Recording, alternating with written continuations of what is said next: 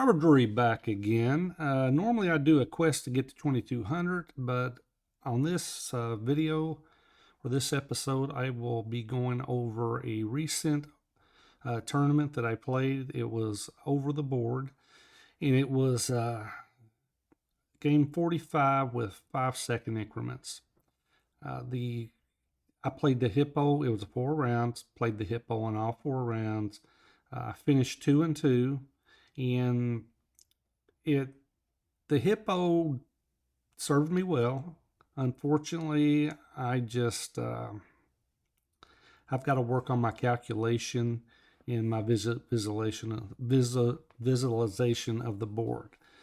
I had a couple instances where I just basically run the position, and I had good positions, and it was not my best tournament. But with that said, there were some interesting games. So for the first game, I was playing David Nunn. He was rated 1534, and he had the white pieces, and we will get into the game. All right, he starts off with e4, and I'm going with my Owens defense with b6, and he plays his knight out on the second move, and of course I bring my bishop out and I'm hitting his pawn, so he's going to defend with his knight. And now I'm just going into my regular Hippo, and like I've stated before, if he's got an e pawn up there, and when I go look at these, the e pawn and d pawn advance, I will go with the d pawn since he's got the e pawn, because I just don't want him to advance down the board without me being able to meet it. All right, so I push my e pawn or d pawn, and he brings his bishop out, and now this could eventually open up to a6 and b5 and hitting a tempo on the bishop. But before that, I continue with my my e6 and working on the Hippo. He castles. He's got a quick castle, and now I bring my knight around because I'm going to start working on getting my king side developed. All right, he pushes the a pawn, which kind of surprised me. I'm not real sure. I suppose he's just making a spot for his bishop. And I bring my d pawn or my knight to e7, and he brings this rook to the central file, and I'm just continuing with my development. And he pushes his h pawn, which is, again, I mean, I wouldn't disappointed to see it, because I thought, well, it really doesn't do anything for him at the moment, and it just gives me a little bit more time to develop. Okay, now he plays the d3 move, which it's a little bit passive when it comes to the Hippo, but I think he's just waiting to see what I was going to do. So I go ahead and castle, and now he brings his knight around, and here the engine actually wants you to go ahead and push c5, possibly h6, and d5. It wants you to go with some pawn pushes. Now I'm still in a waiting move, and I pushed a6, and maybe I'm going to hit him this way and get a tempo. He played c3. He's just getting ready to push in the center, and he's getting it all secure. And I push h6. Once again, a waiting move just to keep the bishop out, keep the knight out of this square. And he plays knight to g3, and he's loading up over here on the king side of the board. And now I played c5. Now, I've struggled with this in the past on what to do when they play either a d3 or an e3 move, and I've come to the realization you just play it like there's a pawn there. Let's say if there was a pawn here, then you just play it like a pawn, like there's a pawn there, and you put tension. Instead of putting tension on a pawn, we're putting it on the square. All right, so the engine actually liked c5. It had it as a top choice, and he moved this bishop over to brought this other bishop out, and now here, I mean, I could have went ahead and pushed, and then if he takes, take back with the pawn, you're pushing them out, and you're gaining space over on the queen side. Um, However, if you take with the knight, and now you've unbalanced. Let's go back. All right, so if you take with the knight, I'm sorry. If you take with the knight, now you're unbalancing the position. You're putting pressure on his bishop, and if he takes, you can take with the bishop, and you got the two bishops, and you got two open files, and you're just better in this situation.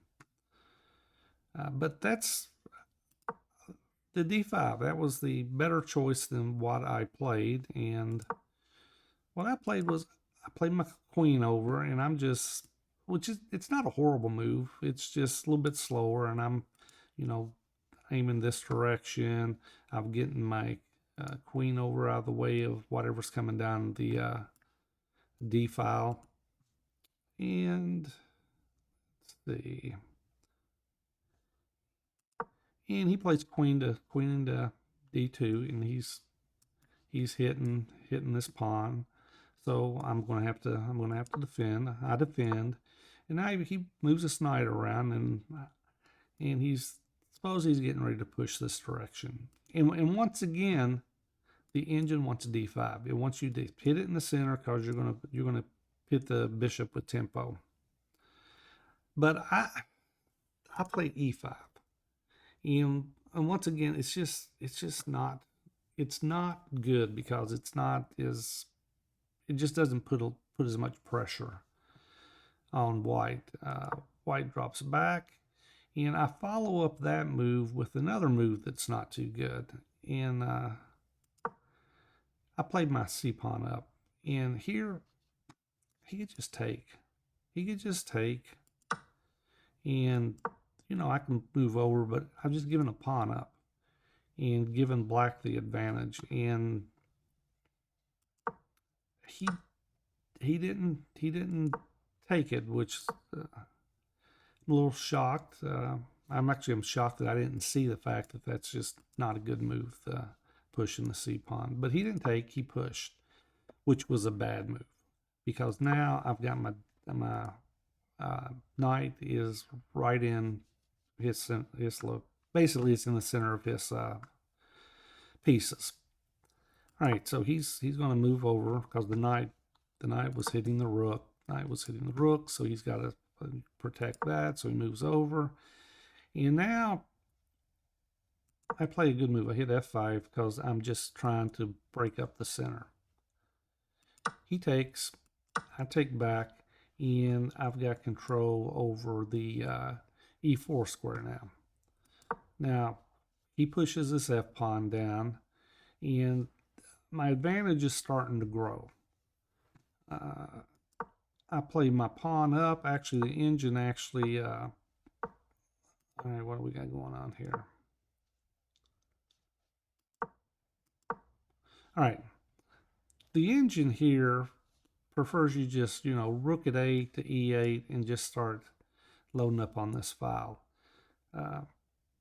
Gave it as a much better move than me going ahead and playing b5, but I just wanted to get this pawn with defense because I was afraid that, all right, let's go back. I was afraid he was going to move his b pawn up and he was going to undermine it, but even if he did that, I could still push the pawn and protect it. All right, so now he dropped back and he's going to take the knight off the board. He doesn't like that knight there. Now the engine, first of all, I played the bishop, but the engine actually prefers knight to d5, and I don't know. That's just, I mean, he takes, and now you're gonna basically hit the bishop twice. and you've also still have that under attack. All right, let's say what if you went ahead and took. I mean, you're just going to take, and you're hitting here, and then you're going to get this back. Now let's say it goes here, and you get it back that way. So it was better than what I played, which I played putting the bishop there, because I'm thinking, now if he takes, I'm going to take, and I got a pass pawn. All right, let's go back. See, so now if he takes, I take, and if he takes here, now I've got a protected pass pawn. So that's one of the thought processes why I put my bishop on e4. Okay, he brings his knight down, and I have to keep him from getting into the e5 square, so I don't want to push the d5 pawn yet. And I bring my queen up, and Engine actually preferred going ahead with knight to d5. But I brought my queen up. He brings this knight back because he's going to get rid of my knight. And I just go ahead and take it off the board. He takes back. And now I push the pawn, because now if he takes, I take back with the pawn. And he took with his knight, so I took with my pawn. And then he pushes his g pawn, and now I play h5, or knight to d5 rather. Which is actually, I got my knight attacking the bishop. I've got space in the center of the board. I got space on the queen side, and I'm just much better in the position.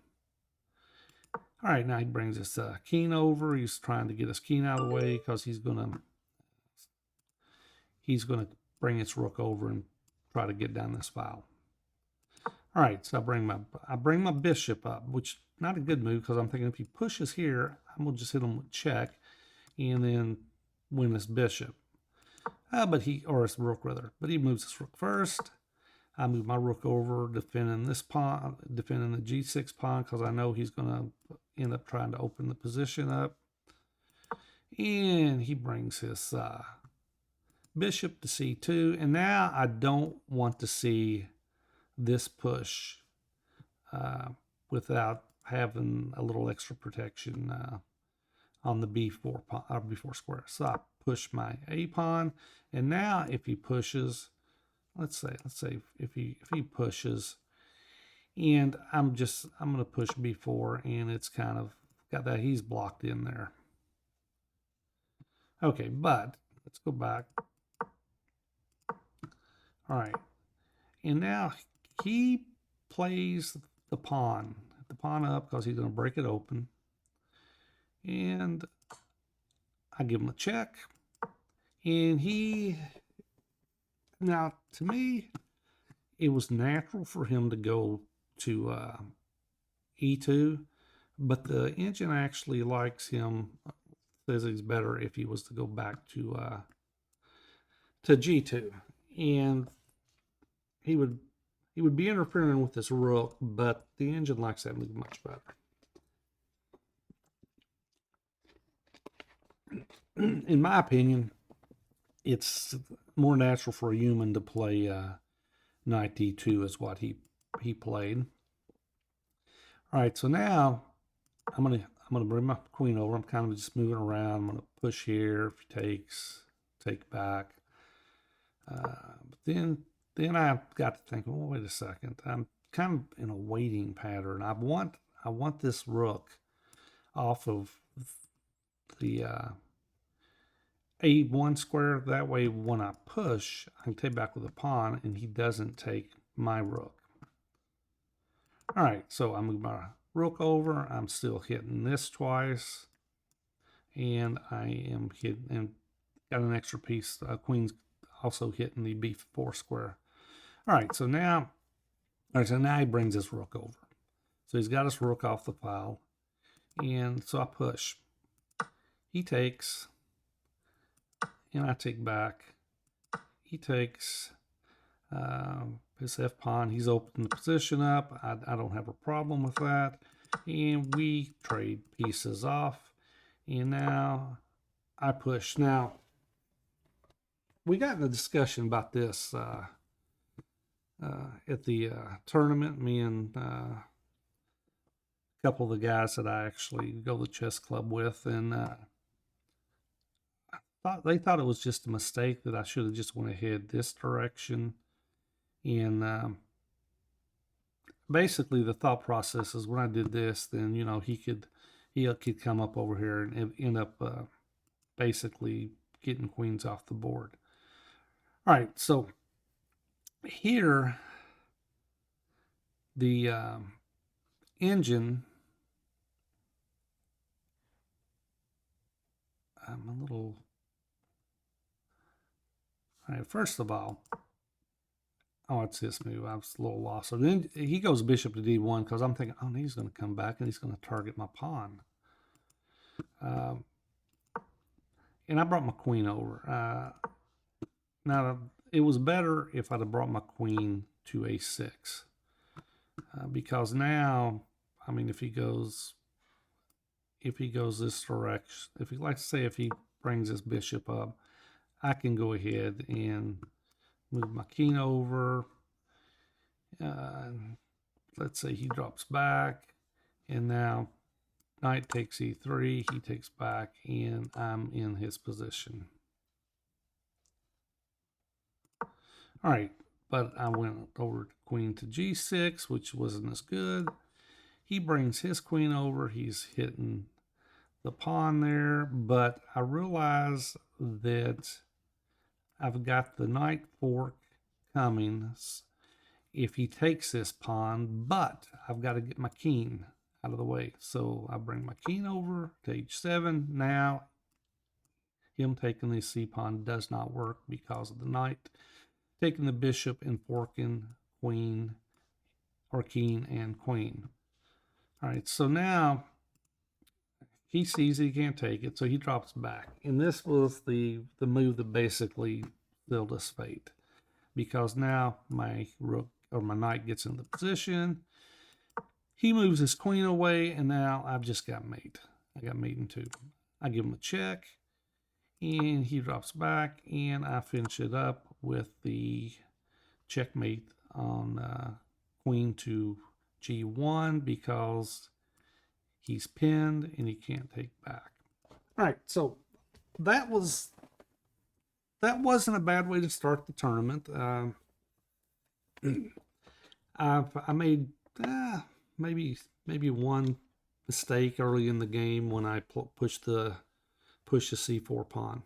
And I pushed my pawn to c4, and I just gave him a pawn, but he didn't take advantage of it, and I ended up winning the game.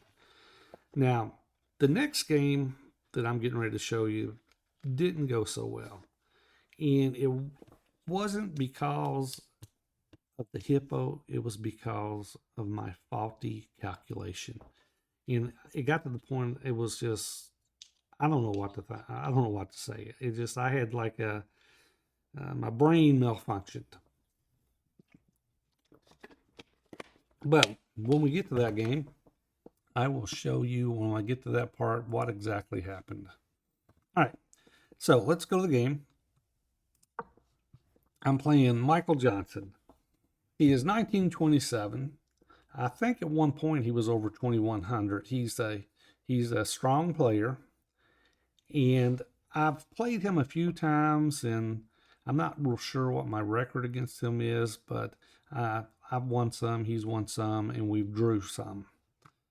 All right, so I got the white pieces. I start off with b3, and I'm going to just go through and he also plays e6 and doesn't put two pawns in the center. All right, so I just continue with my Hippo, and he's just continuing with his development. I bring my knight around. He's kind of got a reverse London type of setup going. No, not really. Reverse London, the bishop would be out here. All right. So he's brings his knight around. He played this against me in the last tournament I played him, and that game was a draw. But this time I had actually studied that game, and he's pretty much playing in the same manner.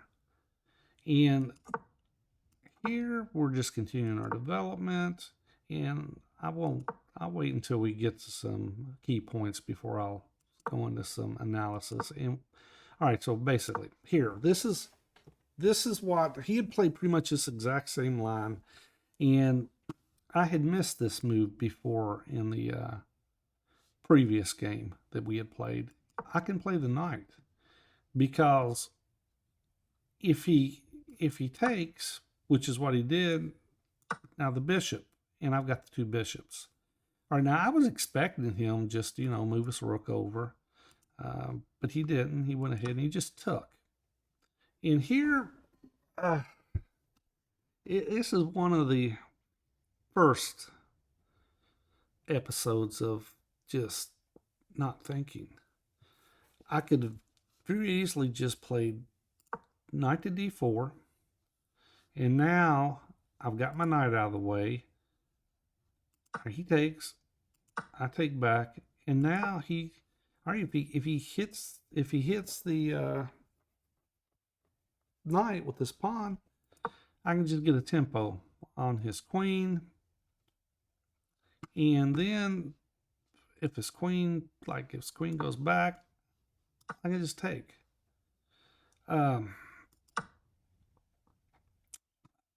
But I never even considered moving the knight away, and that's where I got locked into a thought process and did not even consider all my options. And that right there is something I've been struggling with. All right, so I bring my, I just take back. Now he brings his rook over, and I just drop back. And now I'm still in good shape. I've got a slight advantage. I've got the two bishops, and all right, first of all, at this point, I got fixated on knight coming to d4, knight coming to c6, and forking his two rooks and his queen, and I got fixated on that. And when I did that, I just started losing all objectivity of what else taking place. Now, I suppose he saw that, because he immediately plays the c5 pawn. All right, so I push my c pawn, because I'm thinking, now if he pushes, I'm going to take. He takes back, and I'll just take. And that's what I was thinking. I said, I'll have the advantage if it goes down that path. Of course, he didn't. He just moved his rook over, or his bishop over to e5. And now I pushed, and he took, and I took back, because I'm thinking, I got the same thing. I did realize that, oh, wait a second, he could win this. And I calculated this, and I calculated this, and when it was all said and done, I just miscalculated. I thought that I could win an exchange and be up the exchange, and I just miscounted the pieces and didn't realize that when it was all said and done, he was going to have two knights in exchange for the rook. And that led this game to going downhill. All right, so here we go. The engine's already saying, what are you doing? All right, he took, I took, he takes back, and now I bring my rook over to take his bishop, and he just drops back. So now he's got this, and I saw that he could do that, but when I was doing my calculations, I kept thinking that I was going to be up the exchange. Boy, did I think wrong. All right, so I come over to e2. I'm going to hit this. He just takes, and I'm literally probably at this point, I'm like, wait a second. I was down, and I was just like, it was just I don't know what word to put on it. It was just a bad feeling knowing that you had screwed up your calculation that bad. All right, so, but game goes on, and now I'm thinking, all right, well, I'll get the rook off the board. And he didn't take. I was hoping he would take, but he didn't. Instead, I had to take. He took back with the knight. And now my rook comes to c1, and I'm hitting the knight. He drops back, and now I bring my queen over because I'm like, all right, maybe I can get get to the back there. But, you know, that still doesn't work. Even if I take, he takes, I take, he's still got his queen he can drop back. So that didn't work. That was not going to work regardless. And what happened here? All right, let's try to get back to where we were at. All right, so none of that works. But I do have my knight or my queen and my rook on this file. He just goes ahead and he gets rid of all possibility of a back ring mate. And I push, and I'm trying to dislodge the pawn. He drops back, and here I should have just played f3, protect the pawn. I bring my queen over, and I'm going to hit here. And I'm hitting here, but, you know, the knight's protected. Oh, my gracious. All right. And I'm also thinking if you know, I can at some point come down here, give him a check. I'm just trying to find something. Well, he comes down and he's going, all right, I'm going to just bring my queen down here. You can have the knight. I'll take your rook.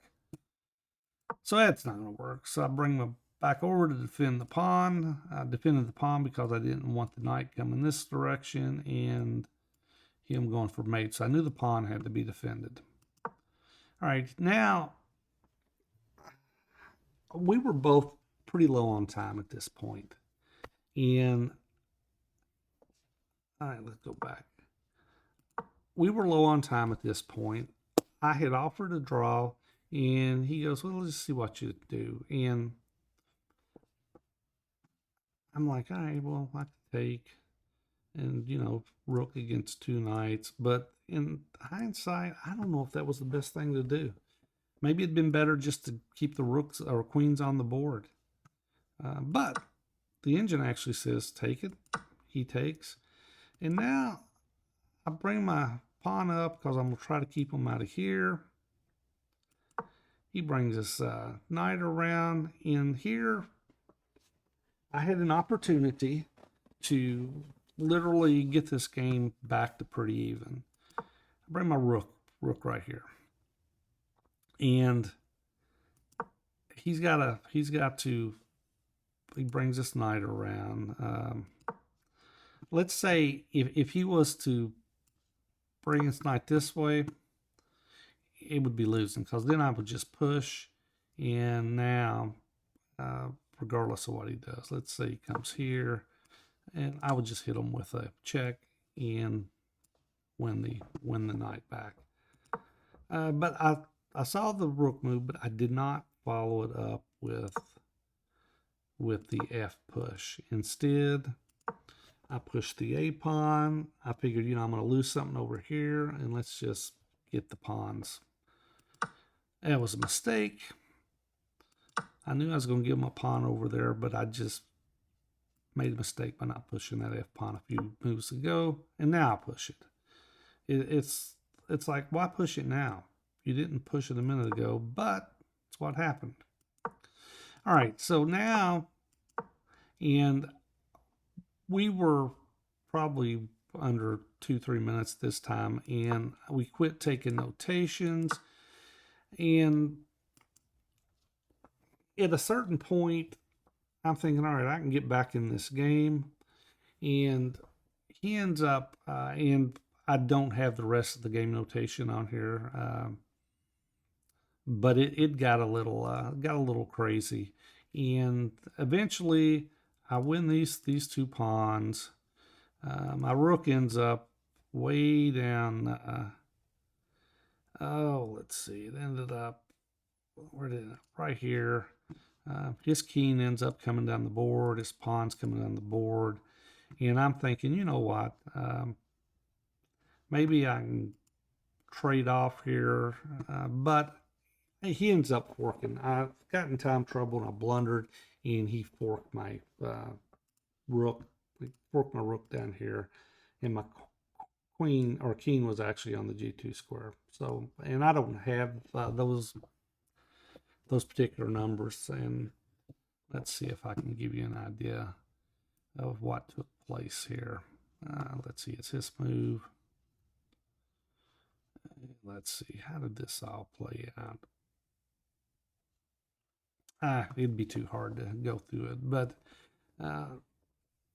this was probably the worst Hippo game that I played in the whole tournament. And now the other two Hippo games that I'll do on my next video, they're both interesting. And the last game of the day, if you like seeing the over the board Hippo, you'll probably want to see the next video after this, which I'll have a day from now, because of that one, the last game was, I don't know what word to put on it, but if you want to see that one, the last game was very interesting. All right, but with that, I did first two rounds. I won one, lost one, and I'm gonna keep playing the Hippo. It gives you some good, interesting positions, and it gives you plenty of chances to win. But with that, I will see you on the next video.